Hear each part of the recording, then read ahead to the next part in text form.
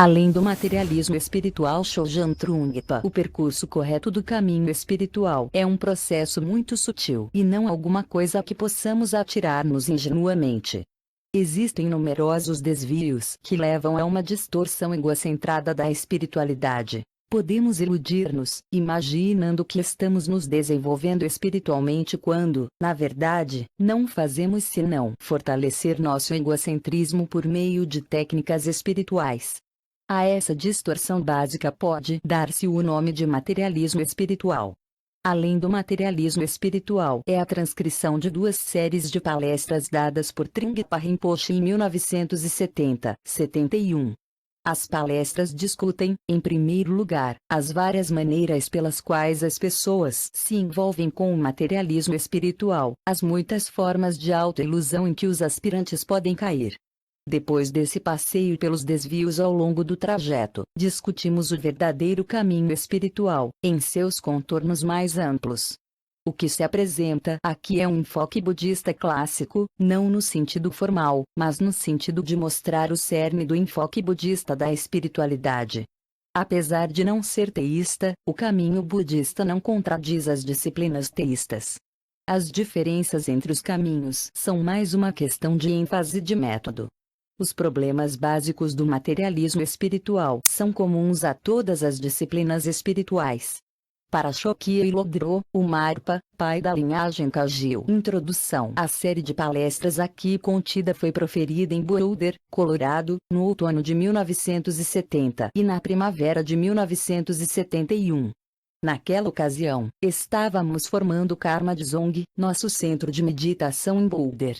Embora a maioria de meus alunos fossem sinceros em sua aspiração de seguir o caminho espiritual, traziam para o caminho uma grande dose de confusão, mal entendidos expectativas. Desse modo, julguei necessário apresentar a meus alunos um apanhado geral do caminho, com algumas advertências acerca dos perigos que poderiam encontrar ao percorrê-lo. Parece agora que a publicação dessas palestras poderá ser útil àqueles que se interessam por disciplinas espirituais. O percurso correto do caminho espiritual é um processo muito sutil e não alguma coisa que possamos atirar-nos ingenuamente. Existem numerosos desvios que levam a uma distorção egocentrada da espiritualidade. Podemos iludir-nos imaginando que estamos nos desenvolvendo espiritualmente quando, na verdade, não fazemos senão fortalecer nosso egocentrismo por meio de técnicas espirituais. A essa distorção básica pode dar-se o nome de materialismo espiritual. As palestras discutem, em primeiro lugar, as várias maneiras pelas quais as pessoas se envolvem com o materialismo espiritual, as muitas formas de autoilusão em que os aspirantes podem cair. Depois desse passeio pelos desvios ao longo do trajeto, discutimos o verdadeiro caminho espiritual em seus contornos mais amplos. O que se apresenta aqui é um enfoque budista clássico, não no sentido formal, mas no sentido de mostrar o cerne do enfoque budista da espiritualidade. Apesar de não ser teísta, o caminho budista não contradiz as disciplinas teístas. As diferenças entre os caminhos são mais uma questão de ênfase e de método. Os problemas básicos do materialismo espiritual são comuns a todas as disciplinas espirituais. O enfoque budista começa com a nossa confusão e o nosso sofrimento, e atua no sentido de destrinchar sua origem. O enfoque teísta começa com a riqueza de Deus e atua no sentido de elevar a consciência de modo que ela experimente a presença de Deus. Todavia, dado que os obstáculos ao relacionamento com Deus são as nossas confusões e negatividades, o enfoque teísta também precisa lidar com elas. O orgulho espiritual, por exemplo, causa tantos problemas nas disciplinas teístas quanto no budismo. De acordo com a tradição budista, o caminho espiritual é o processo de atravessar e superar a nossa confusão, de descobrir o estado desperto da mente. Quando este estado se encontra entulhado pelo ego e pela paranoia que o acompanha, assume o caráter de um instinto subliminar. Dessa forma, não se trata de construir o estado desperto da mente, mas sim de queimar as confusões que o obstruem. No processo de consumir as confusões, descobrimos a iluminação. Se o processo fosse outro, o estado desperto da mente seria um produto dependente de causa e efeito e, assim, passível de ponto de solução. Tudo o que é criado, mais cedo ou mais tarde, tem de morrer. Se a iluminação fosse criada dessa maneira, haveria sempre a possibilidade de o ego reafirmar-se, provocando um retorno ao estado de confusão. A iluminação é permanente porque não a produzimos, apenas a descobrimos. Na tradição budista, a analogia do sol que surge por trás das nuvens é frequentemente empregada para explicar o descobrimento da iluminação. Na prática da meditação, removemos a confusão do ego a fim de vislumbrar o estado desperto. A ausência da ignorância, da sensação de opressão, da paranoia, descerra uma visão fantástica da vida. Descobrimos um modo diferente de ser. O cerne da confusão é o fato de o homem ter um senso de ego que lhe parece contínuo e sólido. Quando ocorre um pensamento, uma emoção, ou um evento, há o sentido de que alguém tem consciência do que está acontecendo. Você sente que você está lendo estas palavras. Esse senso do eu, na realidade, é um evento transitório, descontínuo, que em nossa confusão parece perfeitamente estável e contínuo. Como tomamos por real a nossa visão confusa, lutamos para manter e incrementar esse eu sólido. Tentamos alimentá-lo com prazeres e escudá-lo contra a dor. A experiência ameaça continuamente revelar-nos nossa transitoriedade, de modo que lutamos continuamente para encobrir qualquer possibilidade de descoberta da nossa verdadeira condição. Mas, poderíamos perguntar, se a nossa verdadeira condição é um estado desperto, por que nos ocupamos tanto em evitar que tomemos consciência disso?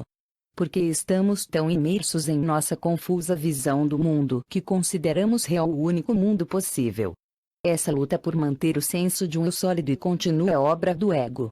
O ego, contudo, consegue apenas sucesso parcial em sua tentativa de defender-nos do sofrimento.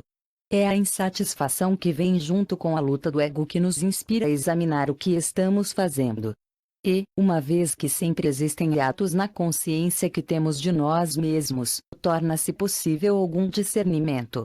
Uma interessante metáfora empregada no budismo tibetano para descrever o funcionamento do ego é dos três senhores do materialismo: o senhor da forma, o senhor da fala, e o senhor da mente. Na discussão que se segue sobre os três senhores, as palavras materialismo e neurótico dizem respeito à ação do ego. O senhor da forma refere-se à perseguição neurótica do conforto físico, da segurança e do prazer. Nossa sociedade altamente organizada e tecnológica reflete nossa preocupação em manipular o ambiente físico de modo a nos salvaguardar das irritações provenientes dos aspectos crus, rudes e imprevisíveis da vida. Elevadores acionados por botões de comando, carne empacotada, ar-condicionado, privadas com descarga de água, velórios particulares, planos de aposentadoria, produção em massa, satélites meteorológicos, máquinas de terraplenagem, luzes fluorescentes, empregos das 9 às 5, televisão, tudo são tentativas de criar um mundo controlável, seguro, previsível e prazeroso. O senhor da forma não significa as situações de vida em si que criamos para serem fisicamente ricas e seguras. Refere-se, antes, à preocupação neurótica que nos impele a criá-las, a tentar controlar a natureza. O ego ambiciona assegurar-se e entreter-se, buscando evitar toda e qualquer irritação. Desse modo, agarramo-nos aos nossos prazeres e propriedades, tememos mudanças ou forçamos mudanças, tentamos criar um ninho ou um playground. O senhor da fala tem a ver com o emprego do intelecto no relacionamento com o mundo. Adotamos grupos de categorias que servem como alavancas, como meios para manipular fenômenos. Os produtos mais plenamente desenvolvidos dessa tendência são as ideologias, os sistemas de ideias que racionalizam, justificam e santificam nossas vidas.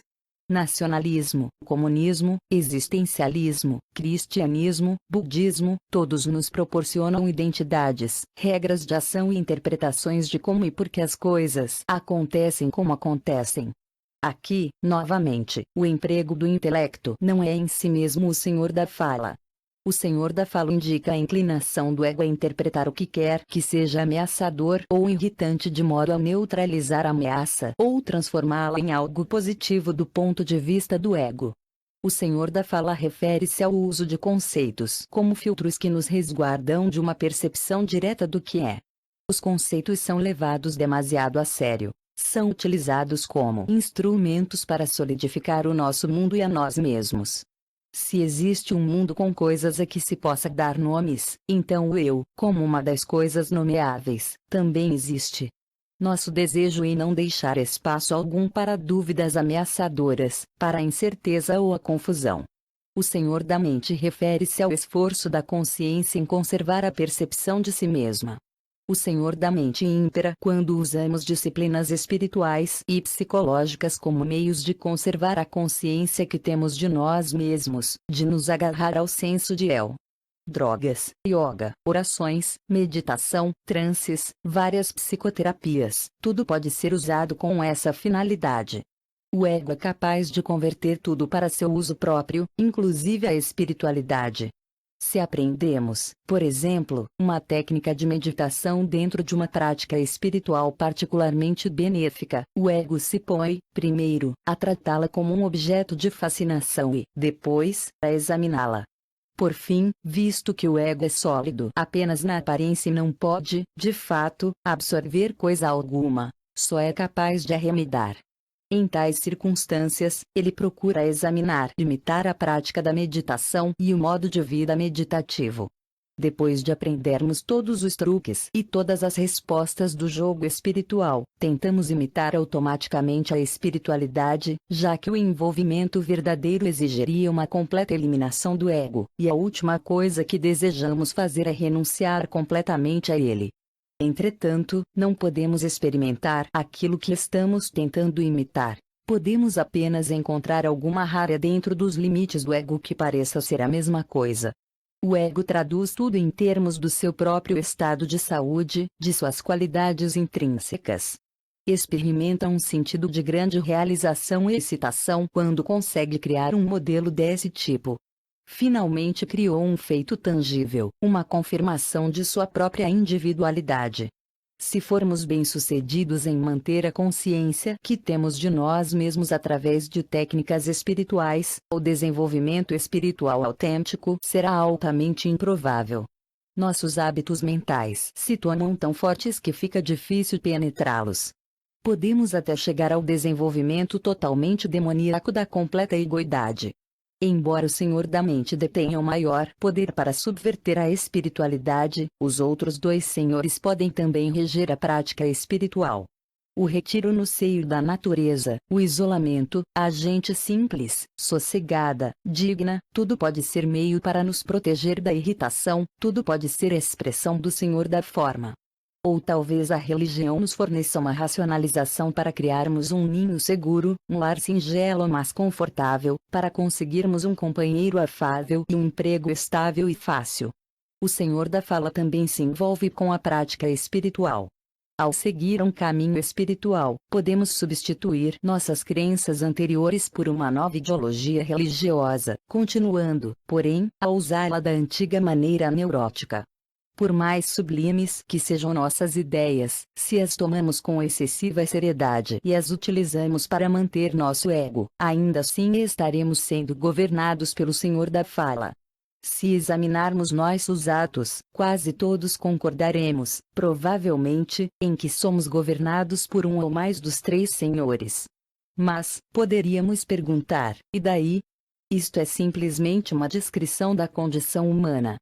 Sim, sabemos que a tecnologia não consegue pôr-nos a salvo de guerras, crimes, doenças, insegurança econômica, trabalho laborioso, velhice e morte. Tampouco nossas ideologias nos resguardam da dúvida, incerteza, confusão e desorientação. Nem podem as nossas terapias proteger-nos da dissolução dos altos estados de consciência que viermos temporariamente a alcançar, ou da desilusão e angústia daí decorrentes.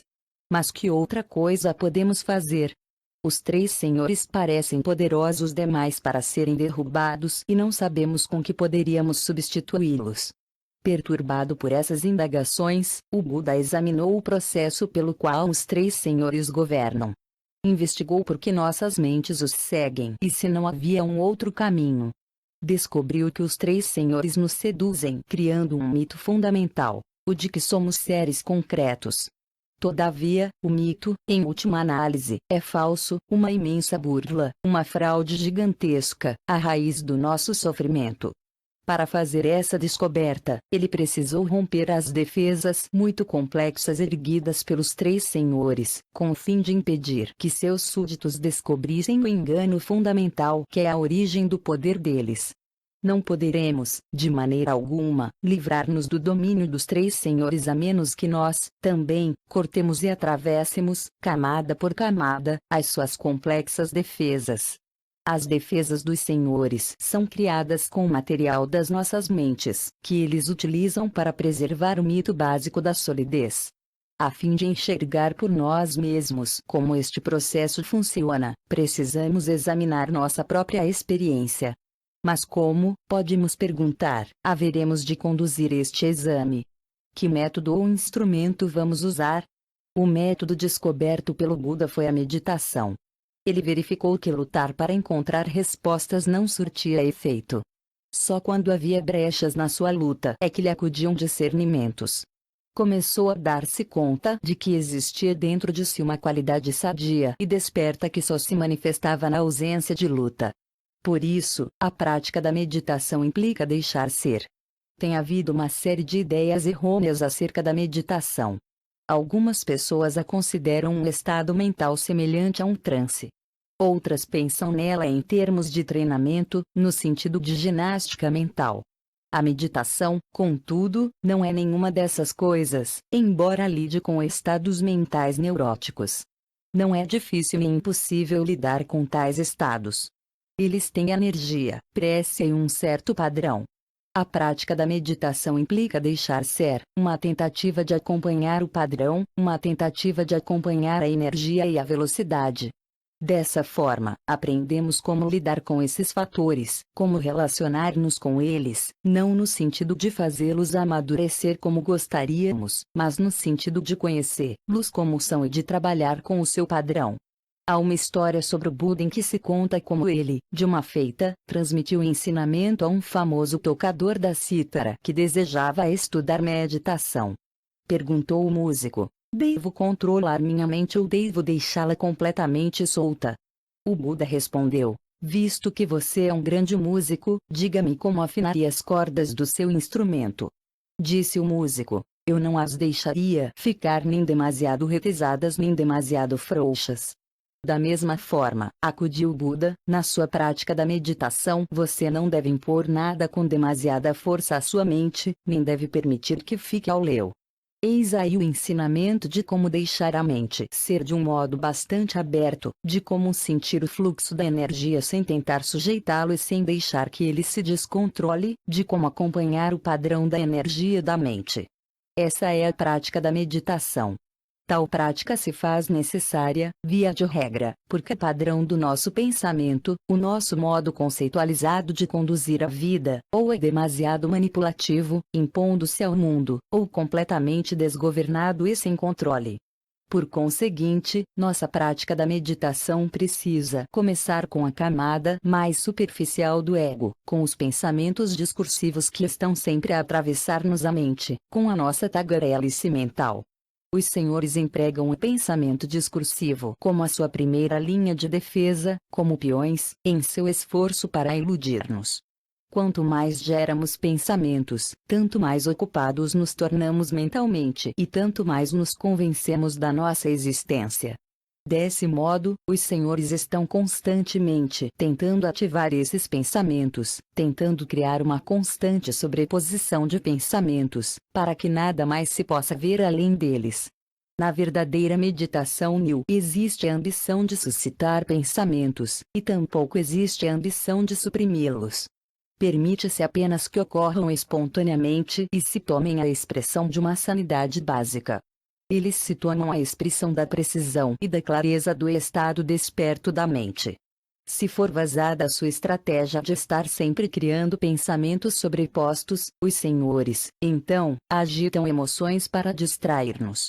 A qualidade excitante, colorida e dramática das emoções nos prende a atenção como se estivéssemos assistindo a um filme absorvente. Na prática da meditação, não encorajamos as emoções nem as reprimimos. Vendo-as com clareza, deixando que sejam como são, não mais permitimos que sirvam de meios para nos entreter e distrair. Dessa maneira, elas se tornam uma energia inexaurível que executa a ação sem ego. Na ausência de pensamentos e emoções, os senhores introduzem uma arma ainda mais poderosa, os conceitos. A rotulação dos fenômenos cria a sensação de um mundo sólido e definido de coisas. Um mundo estável reassegura que somos, igualmente, uma coisa sólida e contínua. O mundo existe, portanto, eu, que o percebo, também existo. A meditação implica ver a transparência dos conceitos, de sorte que a rotulação já não serve como meio de solidificar o nosso mundo e a nossa imagem do eu. A rotulação passa a ser, simplesmente, ato de discriminação. Os senhores ainda têm outros mecanismos de defesa, mas seria por demais complicado discuti-los no presente contexto. Mediante o exame dos seus próprios pensamentos, emoções, conceitos e demais atividades mentais, o Buda descobriu que não precisamos lutar para provar nessa existência, não precisamos ficar sujeitos ao jugo dos três senhores do materialismo. Não há necessidade de lutar para sermos livres. A ausência de luta, em si mesma, é liberdade. Este estado desprovido de ego é a realização da natureza búdica. O processo de transformar o material da mente para que deixe de ser expressão da ambição do ego e passe a ser, por meio da prática da meditação, expressão da sanidade básica e da iluminação, eis o que poderíamos chamar de verdadeiro caminho espiritual. Materialismo espiritual. Estamos aqui para aprender um pouco sobre a espiritualidade. Eu confio na qualidade autêntica desta busca, mas é preciso questionar sua natureza. O problema é que o ego consegue transformar todas as coisas visando ao seu uso próprio, inclusive a espiritualidade. O ego está constantemente tentando adquirir e aplicar os ensinamentos da espiritualidade em benefício próprio. Os ensinamentos são tratados como uma coisa externa a mim, uma filosofia que procuramos copiar. Na realidade, não desejamos identificar-nos com os ensinamentos ou vir a ser os ensinamentos. Assim, quando o nosso mestre fala em renúncia do ego, tentamos imitar essa renúncia. Cumprimos as formalidades, fazemos os gestos apropriados, mas, na verdade, não queremos sacrificar parte alguma do nosso modo de vida. Tomamo-nos atores habilidosos e, ao mesmo tempo que brincamos de surdos mudos com o verdadeiro significado dos ensinamentos, encontramos algum conforto fingindo seguir o caminho. Sempre que começamos a sentir qualquer discrepância ou conflito entre as nossas ações e os ensinamentos, imediatamente interpretamos a situação de modo a abrandar o conflito. O intérprete é o ego no seu papel de conselheiro espiritual. A situação se parece com a de um país em que Igreja e Estado sejam separados. Se a política do Estado estiver afastada dos ensinamentos da Igreja, a reação automática do rei é dirigir-se ao chefe da Igreja, seu conselheiro espiritual, e pedir-lhe a bênção. O chefe da Igreja arquiteta alguma justificativa e confere sua bênção à política, a pretexto de ser o rei e o protetor da fé. Em nossa mente, as coisas se processam assim, muito bem arrumadas, sendo o ego, ao mesmo tempo, rei e chefe da Igreja. Se é para se atingir a verdadeira espiritualidade, essa justificação do caminho espiritual e das nossas ações deve ser traspassada. Entretanto, não é fácil lidar com essa justificação porque todas as coisas são vistas através do filtro da filosofia e da lógica do ego, que faz com que tudo pareça arrumado, preciso e muito lógico. Para cada pergunta, tentamos encontrar uma resposta que se autojustifique. A fim de nos tranquilizar, procuramos adaptar ao nosso esquema intelectual todos os aspectos de nossa vida que possam trazer confusão.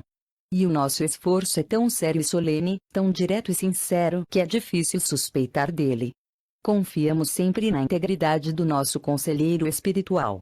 Não importa o que possamos usar para chegar à autojustificação. A sabedoria dos livros sagrados, diagramas ou mapas, cálculos matemáticos, fórmulas esotéricas, religião fundamentalista, psicologia profunda, ou qualquer outro mecanismo. Toda vez que nos pomos a fazer avaliações, decidindo se devemos ou não fazer isto ou aquilo, já teremos associado nossa prática ou nosso conhecimento a categorias contrapostas umas às outras, e isso é materialismo espiritual, a falsa espiritualidade do nosso conselheiro espiritual. Toda vez que temos uma noção dualística como, por exemplo, estou fazendo isto porque quero atingir um determinado estado de consciência, um determinado estado de ser. Automaticamente nos separamos da realidade do que somos. Se perguntarmos a nós mesmos, que há de mal em avaliar, que há de mal em tomar partido?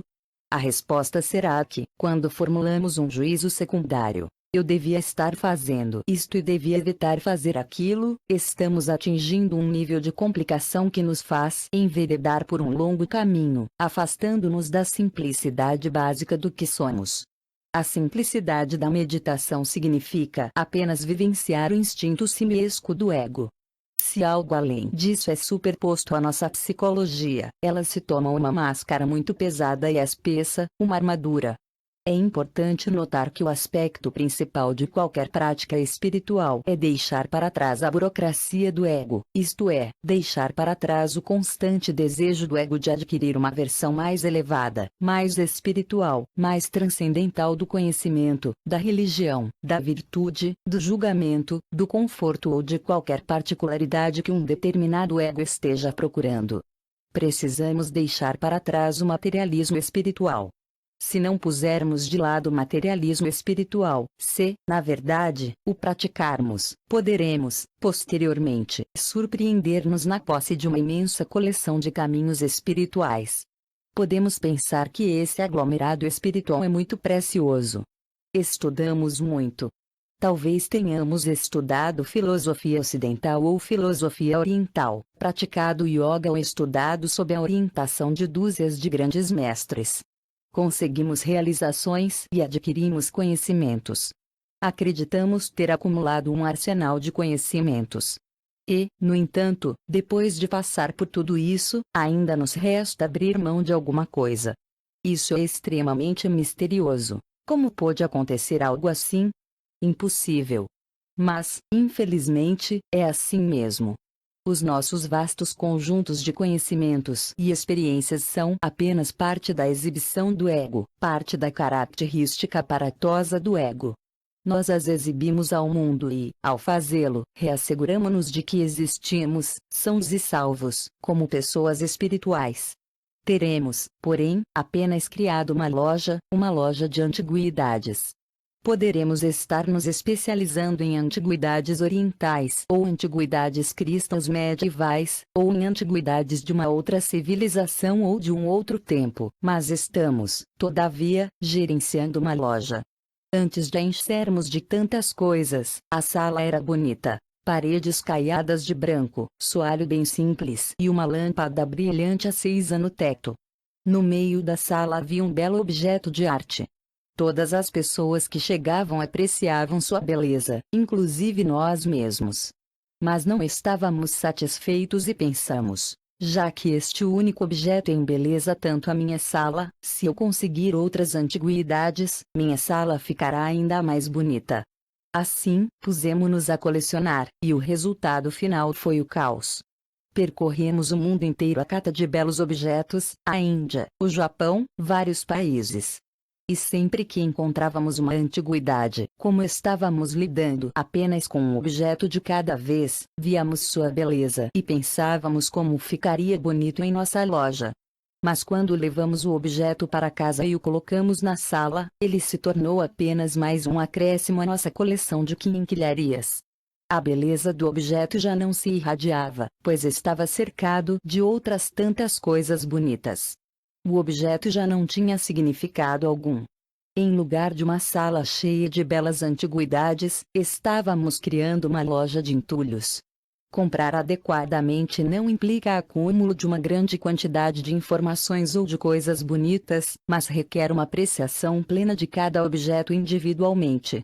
Isto é muito importante. Quando apreciamos de fato um belo objeto, identificamos-nos completamente com ele e esquecemos-nos de nós mesmos. É como assistir a um filme muito interessante, fascinante, e esquecermos-nos de que somos o público.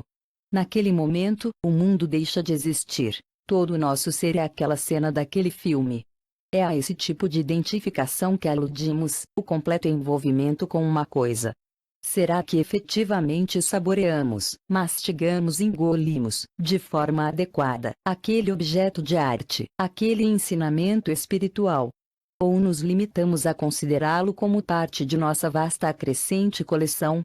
Coloco tanta ênfase sobre esse ponto porque sei que todos nós chegamos aos ensinamentos e à prática da meditação não para ganhar bastante dinheiro, mas porque tínhamos um desejo autêntico de aprender, de desenvolver-nos.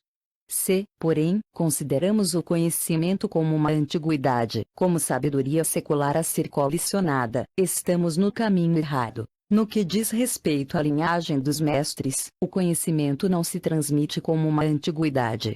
Ao contrário, um mestre vivencia a verdade dos ensinamentos e a transmite como uma inspiração ao seu aluno. Essa inspiração desperta o aluno, tal como seu mestre foi despertado antes dele. Em seguida, o aluno passa os ensinamentos a um outro estudante, e assim segue o processo. Os ensinamentos estão sempre atualizados. Não são sabedoria secular, uma lenda antiga. Não passam de uma pessoa a outra como informações, não se transmitem como as histórias populares tradicionais que um avô conta a seus netos. Não é assim que as coisas funcionam. Trata-se de uma experiência real. Há um dito nas escrituras tibetanas: o conhecimento precisa ser aquecido, malhado e batido como ouro puro. Só depois poderemos usá-lo como um ornamento. Portanto, quando você recebe instrução espiritual das mãos de outra pessoa, não a aceite sem espírito crítico, mas a aqueça, malhe e golpeie até que apareça a cor brilhante e nobre de ouro. Então, você faça dela um ornamento, dando-lhe o desenho que desejar, e passe a usá-la. Dessa forma, o Dharma se aplica a todas as épocas, a todas as pessoas. Possui uma qualidade viva. Não nos basta imitar o mestre ou o guru. Não estamos tentando nos transformar em uma réplica do nosso instrutor. Os ensinamentos constituem uma experiência pessoal de cada um, até chegar ao detentor atual da doutrina. É possível que muitos dos meus leitores estejam familiarizados com as histórias de Naropa, Tilopa, Marpa, Milarepa, Gampopa e outros mestres da linhagem Kagyu. Foi uma experiência viva para eles e é viva a experiência dos atuais detentores da linhagem. Apenas os pormenores das situações de vida é que são diferentes. Os ensinamentos têm a qualidade do pão quente, recém-saído do forno. O pão ainda se conserva quente e fresco. Cada padeiro precisa aplicar os conhecimentos gerais de como fazer pão ao seu próprio amassar e enfornar. A seguir, precisa experimentar pessoalmente o pão fresco, cortá-lo enquanto fresco e comê-lo enquanto quente. Precisa tornar seus os ensinamentos e, depois, praticá-los. Este é um processo muito vivo. Não há engano algum em termos de coletar conhecimentos. Temos de trabalhar com nossas próprias experiências. Quando ficamos confusos, não podemos nos voltar para a nossa coleção de conhecimentos e tentar encontrar alguma confirmação ou consolo. O mestre e todos os ensinamentos estão do meu lado. O caminho espiritual não segue por esse rumo. É um caminho solitário, individual. P. O senhor acha que o materialismo espiritual é um problema particularmente americano? R. Toda vez que os ensinamentos chegam do exterior a um país, intensifica-se o problema do materialismo espiritual. Neste momento, sem dúvida nenhuma, os Estados Unidos são um solo fértil e preparado para receber os ensinamentos. E por ser tão fértil e estar à procura da espiritualidade, os Estados Unidos têm a possibilidade de encorajar charlatães. Os charlatães não decidiriam ser charlatães se não se sentissem motivados a tanto. Não fosse assim, seriam assaltantes de bancos ou bandidos, já que desejam ganhar dinheiro e ficar famosos. E como os Estados Unidos estão buscando a espiritualidade com tanto empenho, a religião toma-se um modo fácil de ganhar dinheiro e conquistar fama. Nessas circunstâncias, vemos charlatães no papel de estudante, cheia, assim como no papel de guru. Acho que os Estados Unidos, neste momento atual, oferecem um solo interessantíssimo.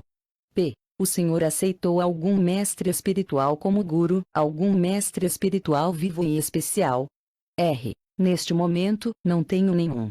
Fisicamente, deixei meus gurus e mestres para trás, no Tibete, mas os ensinamentos permanecem comigo e continuam. P. Então, quem é que o senhor está mais ou menos seguindo? R. As situações são a voz do meu guru, a presença do meu guru. P. Depois que o Buda Shakyamuni alcançou a iluminação, permaneceu nele algum vestígio do ego, de modo que ele pudesse prosseguir nos seus ensinamentos. R. Os ensinamentos simplesmente aconteceram, ele não tinha o desejo de ensinar nem de não ensinar. Ele passou 7 semanas sentado à sombra de uma árvore e caminhando ao longo de um rio. Então, ocorreu que alguém apareceu por ali e ele começou a falar. Não há escolha. Você está ali, uma pessoa aberta. Então, a situação se apresenta e o ensinamento acontece. É o que se chama atividade búdica. P. É difícil não ser aquisitivo, com relação à espiritualidade. O desejo de adquirir é uma coisa de que nos desfazemos ao longo do caminho. R. Você deve deixar que o primeiro impulso se esvazie. O seu primeiro impulso em direção à espiritualidade poderá colocá-lo em um cenário espiritual específico, mas se você trabalhar com esse impulso, pouco a pouco ele se extingue e, num determinado ponto, se torna tedioso, monótono. Esta mensagem é muito útil. Veja bem, é essencial relacionar-se consigo mesmo, com sua própria experiência, efetivamente. Quando não nos relacionamos conosco, o caminho espiritual torna-se perigoso, passa a ser mais um entretenimento puramente externo do que uma experiência pessoal, orgânica. P. Se decidirmos procurar uma saída para a ignorância, podemos supor, quase com certeza, que tudo o que fizermos e que nos der prazer será benéfico ao ego e estará, na verdade, bloqueando o caminho. Qualquer coisa que parece certa está errada. Tudo que não nos virar de cabeça para baixo acabará por enterrar-nos. Existe alguma saída para isto? R. Se você executa um ato que seja aparentemente certo, isso não quer dizer que ele seja errado, pela simples razão de que errado e certo estão fora deste contexto. Você não está trabalhando de nenhum lado, nem do lado bom, nem do lado mau, mas sim com a totalidade do conjunto, para além disso e aquilo. Eu diria que há uma ação completa. Não existe ato parcial, embora tudo o que façamos relacionado com bom e mal pareça um ato parcial.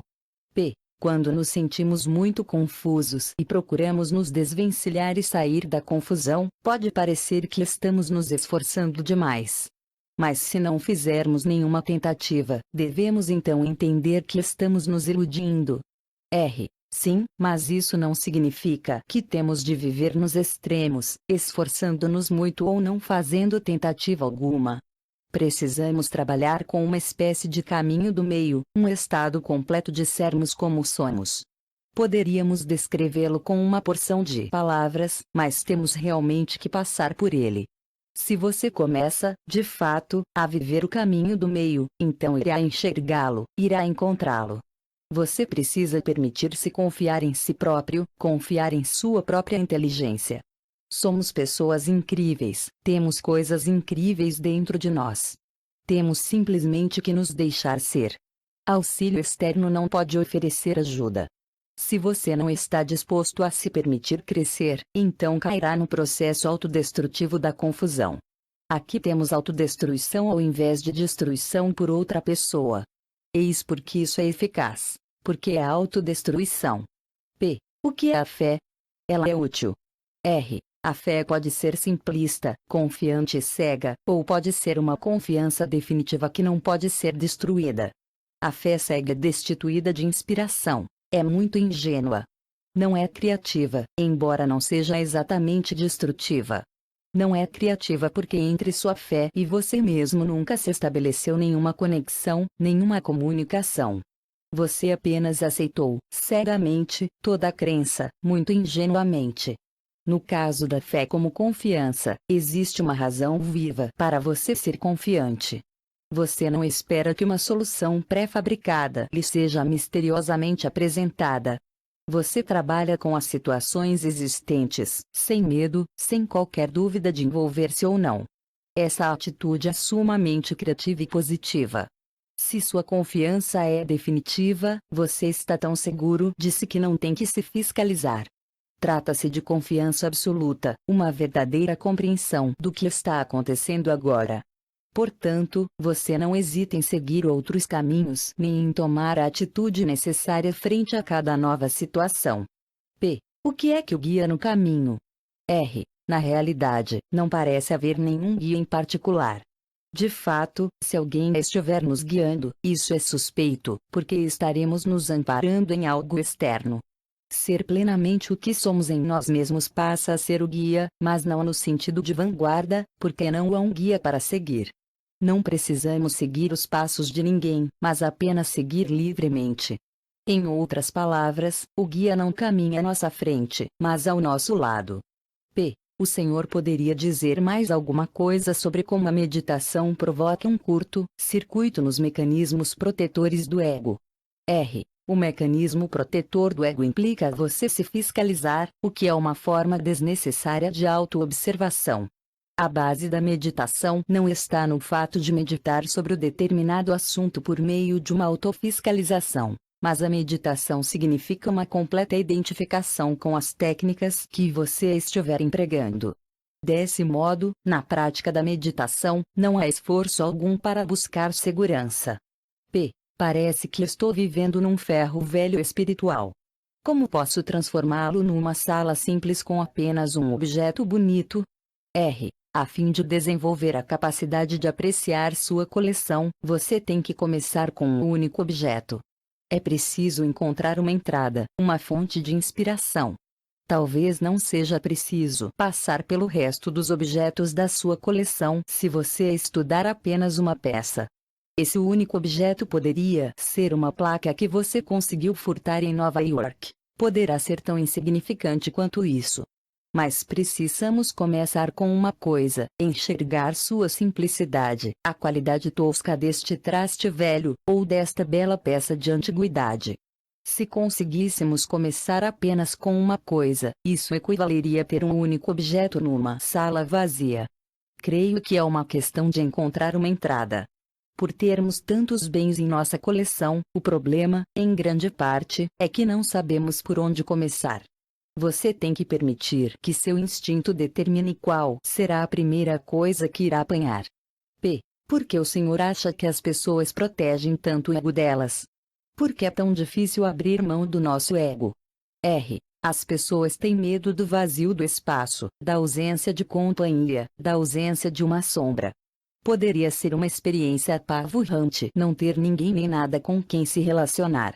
A ideia disso pode ser extremamente assustadora, se bem que a experiência real não o seja. Trata-se, geralmente, de um medo de espaço, de um medo de não sermos capazes de nos ancorarmos em um solo firme, de perdermos nossa identidade como uma coisa fixa, sólida e definida. Isto pode ser muito ameaçador. O Guru. Ao chegarmos ao estudo da espiritualidade, nos deparamos com o problema do relacionamento com um mestre, lama, guru, ou como quer que nós chamamos a pessoa que, supomos, nos dará compreensão espiritual. Essas palavras, sobretudo o termo guru, adquiriram no Ocidente significados e associações enganosos e que, geralmente, aumentam a confusão em torno da questão de saber o que significa estudar com um mestre espiritual. Isso não quer dizer que as pessoas no Oriente saibam como devem relacionar-se com um guru, enquanto os ocidentais não o saibam. O problema é universal. As pessoas chegam sempre ao estudo da espiritualidade com algumas ideias já fixas a respeito do que vão conseguir e como lidar com a pessoa da qual presumem que vão conseguir. Até a noção de conseguir alguma coisa de um guru, felicidade, paz de espírito, sabedoria, seja o que for que procuremos, é um dos preconceitos mais difíceis de todos. Desse modo, penso que seria proveitoso examinar o modo com que alguns discípulos famosos lidaram com os problemas de como relacionar-se com a espiritualidade e com o mestre espiritual. É bem possível que esses exemplos tenham alguma relevância para a nossa própria busca. Um dos mais renomados mestres tibetanos e também um dos principais gurus da linhagem Kagyu, da qual sou membro, era Marpa, aluno do mestre indiano Naropa e guru de Milarepa, seu mais famoso filho espiritual. Marpa é um exemplo de alguém que se tornara um homem bem-sucedido, por iniciativa própria. Nascera de uma família de agricultores, porém, como um jovem, era ambicioso, o que o levou a escolher os estudos e o sacerdócio como caminho para a preeminência. Podemos imaginar o tremendo esforço e determinação que devem ter custado ao filho de um lavrador, para elevar-se à posição de sacerdote segundo a tradição religiosa local. Havia apenas umas poucas maneiras de um homem nessas condições adquirir qualquer tipo de posição no Tibete do século X, como mercador, como bandido ou, sobretudo, como sacerdote. Ingressar no clero local, naquele tempo, equivalia, aproximadamente, a se tomar, ao mesmo tempo, médico, advogado e professor universitário. Marpa começou estudando tibetano, sânscrito, várias outras línguas e a língua falada da Índia. Depois de cerca de 3 anos desses estudos, ele já era bastante competente para começar a ganhar dinheiro como um erudito e, com esse dinheiro, financiou seus estudos religiosos, e tornou-se um sacerdote budista razoável, o que lhe valeu certo grau de proeminência local. Marpa, contudo, era mais ambicioso e, assim, embora já fosse casado e tivesse uma família, continuou a economizar o que ganhava até acumular grande quantidade de ouro. Nesse ponto, anunciou aos parentes a intenção de viajar para a Índia a fim de colher mais ensinamentos. Nessa época, a Índia era o centro mundial dos estudos budistas, onde se erguia a Universidade de Nalanda e onde viviam os maiores sábios eruditos budistas. Marpa pretendia estudar e adquirir textos desconhecidos no Tibete, levá-los para casa e traduzi-los, estabelecendo-se, dessa maneira, como grande tradutor erudito. A viagem para a Índia naquele tempo, e até muito recentemente, era uma longa e perigosa jornada. A família de Marpa e seus parentes idosos tentaram dissuadi-lo de fazê-la. Mas ele, muito determinado, pôs-se a caminho, acompanhado apenas de um amigo e colega de estudos. Após uma difícil caminhada de alguns meses, os dois cruzaram os Himalaias e entraram na Índia, dirigindo-se a Bengala, onde se separaram, seguindo cada qual o seu rumo. Ambos tinham as necessárias qualificações para o estudo da língua e da religião e, assim sendo, decidiram procurar seus próprios mestres, que satisfizessem as preferências de cada um. Antes de se separarem, combinaram tornar a encontrar-se para a viagem de regresso ao lar. Enquanto viajava pelo Nepal, Marpa ouviu falar no mestre Naropa, homem de enorme fama. Naropa fora abade da Universidade de Nalanda, talvez o maior centro de estudos budistas que o mundo já conheceu. No ponto culminante da sua carreira, percebendo que entendia o sentido mas não aprendia o verdadeiro significado dos ensinamentos, abandonou o posto e saiu à procura de um guru. Durante 12 anos sofreu terríveis apuros nas mãos de seu mestre Tilopa, até que, finalmente, atingiu a iluminação. Na ocasião em que Marpa ouviu falar a seu respeito, ele era considerado um dos maiores santos budistas que já tinham vivido. Marpa, naturalmente, partiu à sua procura. Marpa encontrou Naropa vivendo pobremente numa casa singela nas florestas de Bengala. Tinha esperado encontrar tão grande mestre vivendo num ambiente religioso altamente desenvolvido e, por isso mesmo, sentiu-se um tanto decepcionado. Entretanto, como estivesse meio confuso diante das surpresas que lhe proporcionava um país estranho, dispôs-se a fazer algumas concessões, achando que talvez fosse daquela maneira que viviam os mestres indianos. Além do que, a apreciação da fama de Naropa pesou mais do que o desapontamento, e ele, dando ao mestre a maior parte do seu ouro, solicitou-lhe os ensinamentos. Explicou-lhe que era casado, sacerdote, erudito e lavrador do Tibete, e que não estava disposto a renunciar à vida que construíra para si, mas pretendia recolher ensinamentos que pudesse o levar de volta ao Tibete a fim de traduzi-los e, com eles, ganhar mais dinheiro. Naropa concordou sem dificuldade com as solicitações de Marpa, deu-lhe instruções, e tudo correu da melhor maneira possível. Depois de algum tempo, Marpa decidiu que já coligira ensinamentos suficientes para satisfazer aos seus propósitos e preparou-se para voltar.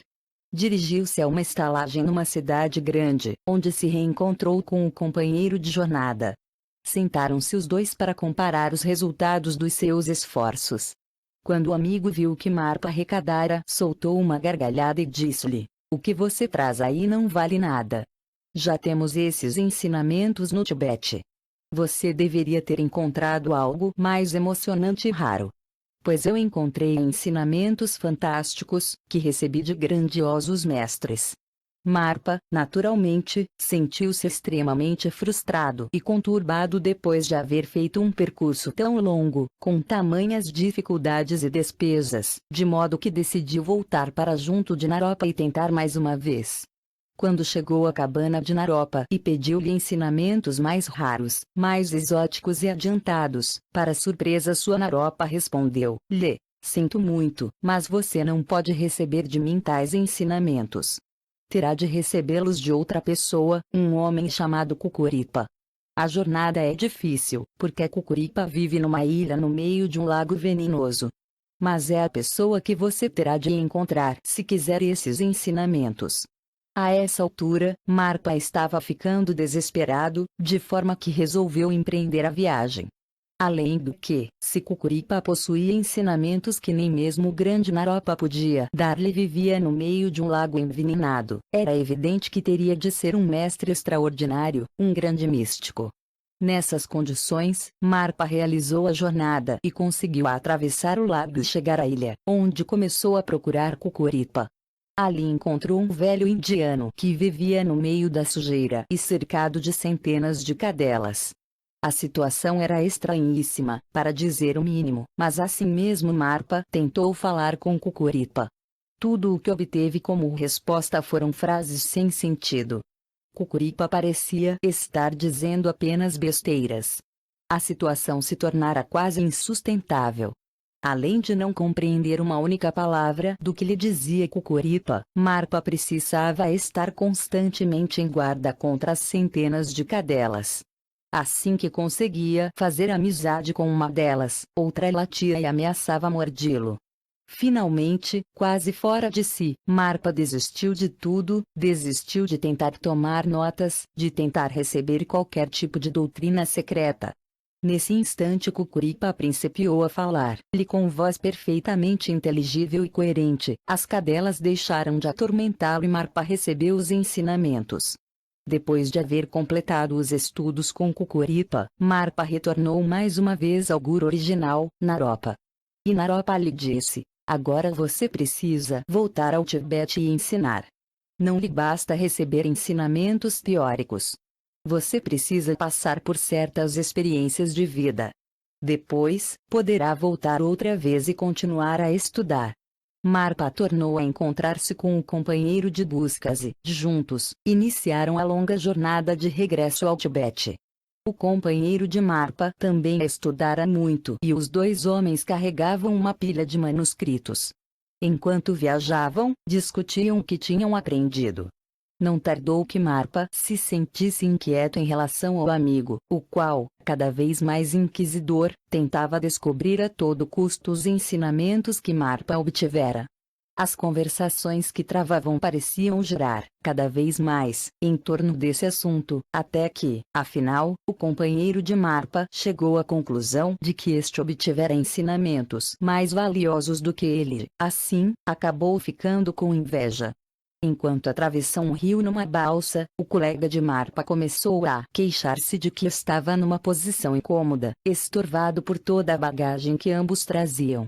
Trocou de posição na balsa, a fim de instalar-se de maneira um pouco mais confortável e, ao fazê-lo, deu um jeito de atirar todos os manuscritos de Marpa no rio.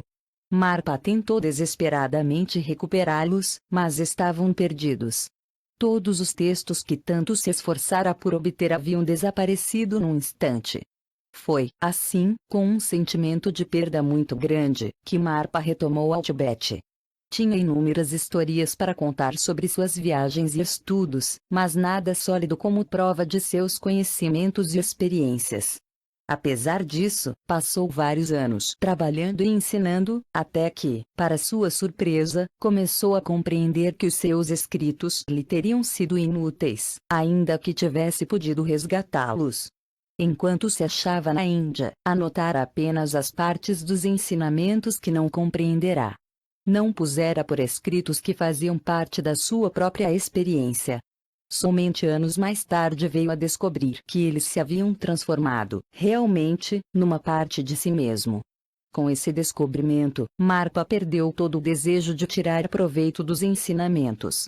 Já não se preocupava em ganhar dinheiro ou prestígio. Em vez disso, sentiu-se inspirado a atingir a iluminação. Então, juntou ouro em pó como oferenda a Naropa e, mais uma vez, seguiu viagem à Índia. Desta vez ia ansioso por ver Guru e ávido dos ensinamentos. No entanto, o encontro seguinte de Marpa com Naropa foi muito diferente dos anteriores. Naropa parecia muito frio e impessoal, quase hostil, e as primeiras palavras que lhe dirigiu foram: prazer em vê-lo novamente. Quanto ouro você tem para pagar meus ensinamentos? Marpa trouxera grande quantidade de ouro, mas, como quisesse guardar algum para suas despesas e para a viagem de volta, abriu a bolsa e só deu a Naropa uma porção do que tinha. Naropa contemplou a oferta e disse: não, isso não basta. Preciso de mais ouro do que este para ensiná-lo. Dê-me todo o seu ouro. Marpa deu-lhe um pouco mais de ouro, mas nem assim Naropa se contentou. Pediu-lhe todo o ouro e o diálogo prosseguiu dessa maneira até que, finalmente, Naropa desatou a rir e disse: você acha que pode comprar meus ensinamentos com o seu embuste? Nesse ponto, Marpa cedeu e entregou-lhe todo o ouro que levava. Para seu assombro, Naropa pegou as bolsas e pôs-se a tirar o pó de ouro para o ar. Marpa sentiu-se, de súbito, extremamente confuso e paranoide. Não podia compreender o que estava acontecendo. Trabalhara com afinco para ganhar aquele ouro, com o qual pretendia pagar os ensinamentos que tanto ambicionava. Naropa parecerá indicar-lhe que precisava do ouro e que, em troca, o ensinaria. E, no entanto, estava jogando tudo fora. Disse-lhe então Naropa: que necessidade tenho eu de ouro? O mundo inteiro é ouro para mim. Foi esse um grande momento de abertura para Marpa, que, abrindo-se, pôde receber os ensinamentos. Permaneceu com Naropa por muito tempo depois disso e recebeu um treinamento austero, mas não se limitou a ouvir os ensinamentos, como até então fizera. Foi-lhe preciso senti-los na própria pele. Teve de renunciar a tudo o que possuía, não apenas o que possuía materialmente, mas também o que resguardava na mente. Foi um processo contínuo de abertura e entrega. No caso de Milarepa, a situação desenrolou-se de maneira muito diferente. Este era um camponês, muito menos instruído e sofisticado do que Marpa quando conheceu Naropa, e já praticara inúmeros crimes, incluindo o homicídio. Sentia-se miseravelmente infeliz, almejava a iluminação e estava disposto a pagar qualquer preço que Marpa lhe pedisse. Assim sendo, Marpa o obrigou a pagar num nível literalmente físico. Ele fez Milarepa construir uma série de casas, uma depois da outra, e, após a completa edificação de cada uma delas, Marpa ordenava a Milarepa que a derrubasse e colocasse todas as pedras de volta no lugar onde as encontrara, para não estragar a paisagem. Cada vez que Marpa mandava Milarepa desmanchar uma casa, apresentava alguma desculpa absurda, como alegar que estava bêbado quando ordenara a construção ou afirmar que absolutamente nunca a encomendara. E Milarepa, cada vez mais ansioso pelos ensinamentos, punha a casa abaixo e recomeçava. Por fim, Marpa planejou uma torre de 9 andares. Milarepa passou por tremendo sofrimento físico para carregar as pedras e construir a casa e, quando terminou, dirigiu-se a Marpa e, mais uma vez, rogou-lhe que o ensinasse. Marpa, contudo, lhe respondeu: Você quer que eu lhe dê ensino, assim, sem mais nem menos, só porque construiu esta torre para mim? Pois receio que ainda tenha de dar-me um presente como taxa de iniciação. A essa altura, Milarepa não possuía coisa alguma, pois gastara todo o seu tempo e trabalho construindo torres. Mas Damema, esposa de Marpa, teve pena dele e disse-lhe: estas torres que você construiu são um gesto maravilhoso de devoção e fé. Meu marido seguramente não se incomodará se eu lhe der alguns sacos de cevada e um rolo de tecido para sua taxa de iniciação. Milarepa levou, portanto, a cevada e o tecido para o círculo de iniciação em que Marpa estava ensinando e ofereceu-os como gratificação, junto com os presentes dos outros estudantes. Marpa, porém, ao reconhecer o presente, enfureceu-se e gritou para Milarepa: essas coisas são minhas, seu hipócrita. Você está tentando enganar-me. E chutou literalmente, a pontapés, do círculo de iniciação. Nesse ponto, Milarepa perdeu toda e qualquer esperança de conseguir, um dia, que Marpa lhe ensinasse. Desesperado, decidiu suicidar-se e já estava prestes a dar cabo da vida quando Marpa procurou e declarou que ele, afinal, estava pronto para receber os